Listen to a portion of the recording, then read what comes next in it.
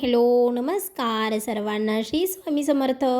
तर हा जो व्हिडिओ आहे तर हा आहे गावचा. म्हणजे मी गेले होते गावी आणि माहिती आहे का, गावी जाण्यासाठी लेडीजचं असं आहे, एका मुलीचं असं आहे ना, की जेव्हा आपण गावी जायचं असेल ना, आपल्याच माहेरी जायचं आहे. आपण ज्या घरामध्ये 25 वर्ष राहिलो आहे, 20-25 वर्ष, त्या घरामध्ये जाण्यासाठी, आपल्याच आईवडिलांना भेटण्यासाठी त्यांना दुसऱ्यांना विचारावं लागतं, की मी माझ्या माहेरी जाऊ का? बरं होकार आला तरच जायला मिळतं आणि नाही म्हटलं तर नाही.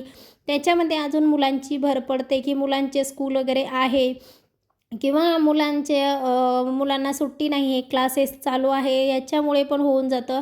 आणि म्हणजे आपले जे शहराकडे राहणारी मुलं आहेत ना, त्यांना काही एवढं खास कळत नाही आणि गावाकडे पण पहिल्यासारखी मज्जा नाही राहिली आहे.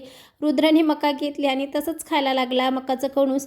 तर पप्पांनी सांगितलं, की तसं नाही खायचं, एक-एक दाणा काढून खाऊ शकतो, कारण ते म्हणजे आपण काढून खाऊ शकतो. आता आपल्या इकडे जे म्हणाल, आम्ही मुंबईला राहतो, तर मुंबईला आम्ही दाणे काढूनच भाजतो तव्यावरती. असं मका एकदम भाजायची कधी वेळ आलीच नाही.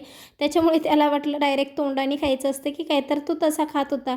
आई-वडील ज्या घरामध्ये आहे ना, ते घर तुटकं-फुटकं का असू दे ना, पण तिथे खूप जास्त मया असते, तिथे खूप जास्त आनंद असतो.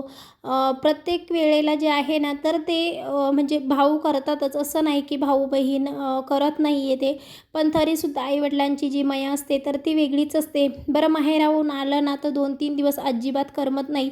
माझं माहेरसुद्धा गावीच आहे आणि सासरसुद्धा गावीच आहे. आम्ही इथे जॉबसाठी आलेलो होतो आणि इथेच राहून गेले मिस्टर, तर आम्हीसुद्धा इकडेच राहिलो. याच्यामध्ये आता मुलांचे स्कूल आहे, मिस्टरांचं जे जॉब वगैरे आहे, तर ते सुद्धा इकडेच आहे.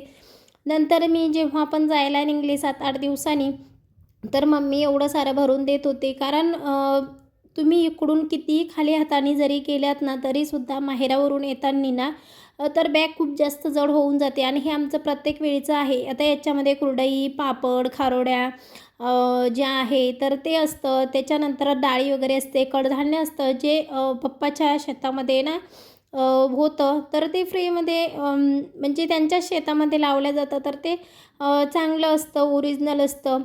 आता आपल्याकडे इकडे कसं आहे, की पॅकेटचं जे पावडर वगैरे लावून येतं, तर ते असतं. त्याच्यामध्येच आत्या आम्हाला भेटायला आल्या होत्या. उद्या जाणार, तसं मग आत्या भेटायला आलेली. ही माझी आत्या आहे, की भेटायला आली होती आणि हे जे सामान भरते, तर ती मम्मी आहे. तर म्हणजे किती धावपळ असते, की एक मुलगी येणार आहे, यायचं असेल ना, तरीसुद्धा एवढी धावपळ असते त्यांची. आणि मी जर का जाणार असेल ना, तरीसुद्धा एवढी हे घेऊन जा, ते घेऊन जा. त्याच्यामध्ये लोणचं होतं. मग मी इकडे आले, तर येताना हे बघा एवढे सारे गहू आणि याच्यामध्ये कुरडई, पापड, कडधान्य आणि डाळी थोड्या-थोड्याच घेऊन आल्यानंतर मम्मी-पप्पा येणार आहे, तर ते घेऊन येत आहेत. त्याच्यामध्ये जे घेऊन आले ना बरं, ते सुद्धा इथे सुकवायला लागतं. बरं घरून तर नवीनच बनवलेलं होतं मम्मीनी, पण तरीसुद्धा मम्मी बोलली, की "तू जर भरून ठेवते पावसाळ्यासाठी घरामध्ये, तर एक ऊन देऊन घे." तर इथे वरती गहू टाकल्या. त्या गहू सगळे सुकवून घेते म्हटलं. 150 किलो जे आहे, तर ते मी गहू घेऊन आले, जे आम्हाला वर्षभर जातात. एकत्र आणले ना, तर ते वर्षभर जातात आणि थोडे-थोडे आणले, तर त्राससुद्धा खूप जास्त होतो. तर सगळ्यात अगोदर इथे मी गहू सुकवून घेते.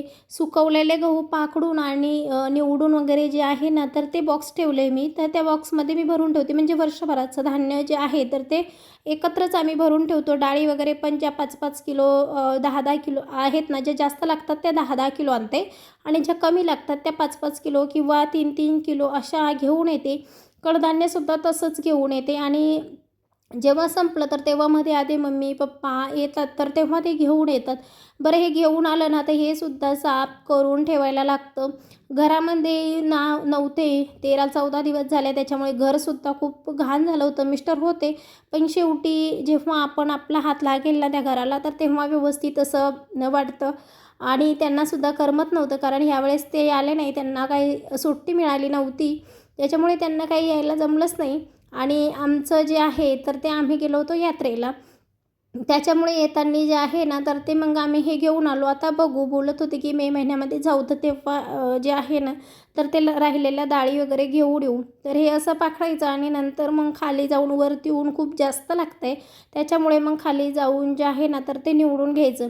तर माहेर म्हणजे माहेर असतं माहिती आहे. कितीही काहीही केलं ना तर आईवडिलांचं प्रेम जे असतं ना तर ते अजिबात कमी होत नाही. ते म्हातारे जरी झाले तरीसुद्धा त्यांना असं वाटतं की आपली मुलं छोटीच आहेत, लहानशीच आहेत आणि त्यांना म्हणजे एवढं हेच नाही आहे. आणि आपल्यालासुद्धा जेव्हा आपण माहेरी जातो ना तर तेव्हा असं वाटतं की म्हणजे त्या गावात, त्या गल्लीत, त्या घरात, त्या रूममध्ये म्हणजे एवढं खेळलो, बसलो, कुठं-कुठं काय-काय केलं तर सगळं आठवतं. सगळ्या आजूबाजूवाल्या जेव्हा बायका येतात तर तेव्हा बोलतात की "तू अशी होती, तू तशी होती."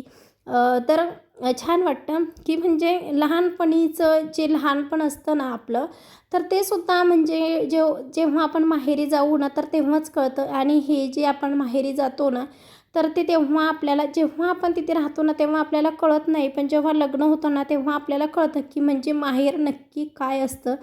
तर खाली घेऊन आले. वरती खूप जास्त ऊन लागत होतं म्हणून खाली घेऊन आले आणि ते जे आहे ना तर ते निवडून ठेवले. बरं गहू पण निवडून ठेवले. थोडेसे तांदूळ होते 3-4 किलो ते सुद्धा निवडून ठेवले. म्हणजे महिनाभर टेन्शन नाही आहे. जे गहू निवडून ठेवले ते थोडं जास्तचं जे आहे तर ते मी दळून आणणार आणि पॅक करून व्यवस्थित ठेवून देणार. आणि जी गहू आहेत तर ही सुद्धा निवडून आणि जे माझ्याकडे बॉक्स आहे मोठेवाले पत्र्याचे तर त्याच्यामध्ये ठेवून देणार. म्हणजे वर्षभर टेन्शन नाही. त्याच्यामध्ये कीडसुद्धा लागत नाही अजिबात. अशा याच्याने म्हणजे त्याच्यामध्ये आपण काही पण जसं लिंबाचा पाला टाकू शकतो, तेजपत्ता टाकू शकतो. आमच्याकडे जे आहे तर ते किड्यांची जी पावडर असते ना तर ती टाकतात किंवा इंजेक्शन वगैरे असतात तर ते टाकतात. मी तसं काही टाकत नाही. मी कडुलिंबाचा पाला टाकते किंवा मग तेजपत्ता जो आहे ना तर तो टाकत असते. अख्खी जी माचीस असते तर ती सुद्धा एका बॉक्समध्ये एक अशी मी मध्ये टाकून ठेवते. म्हणजे दोन्ही बॉक्समध्ये एक-एक अशी मी टाकून ठेवते. आणि तेजपत्ता जे आहे तर ते मध्ये-मध्ये थोडे-थोडेसे असे 3-4 किलो टाकले. 1 तेजपत्ता आणि 2-3 लिंबाची पानं. तर अशी जी गहू आहे ना तर ती व्यवस्थित राहतात. तांदूळसुद्धा आणि गहू. तर असा होता आजचा व्हिडिओ. व्हिडिओ कसा वाटला नक्की सांगा.